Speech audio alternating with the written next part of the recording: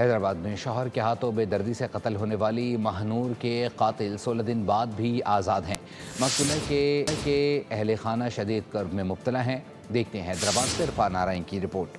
حیدرآباد میں شوہر کے ہاتھوں بیوی کے لرزہ خیز قتل کا واقعہ۔ مہنور کا قاتل 16 دن بعد بھی پولیس کی گرفت میں نہ آ سکا۔ مقتول کے والدین شدید کرب میں مبتلا، انصاف فراہمی کا مطالبہ کر دیا۔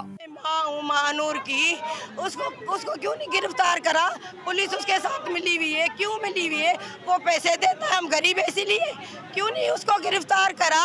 یہ حادثہ اتنا بڑا نہیں ہے، یہ اتنا کیوں نہیں عدالت ہوئی؟ 6 مئی کو سفاک ملزم بلال نے اپنی اہلیہ مہنور کو سر پر گولی مار کر موت کے گھاٹ اتارا۔ ملزم واردات کے بعد فرار ہو گیا تھا۔ 6 تاریخ کی صبح 4 بجے میری بیٹی کو گولی ماری ہے، کوئی لڑائی جھگڑے میں دماغ والی، اور وہ فرار ہو گیا ہے۔ اس میں اس کی ماں، بیوی اور اس کا باپ بھی شامل ہے، اس کی سرپرستیاں ہیں ان کو۔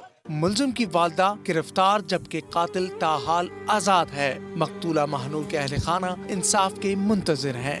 مہنور قتل کیس میں قاتل کی عدم گرفتاری پر لواحقین پریشانی کا شکار ہیں اور منتظر ہیں کہ پولیس کب قاتل کو گرفتار کر کے قانون کے کٹہرے میں لاتی ہے۔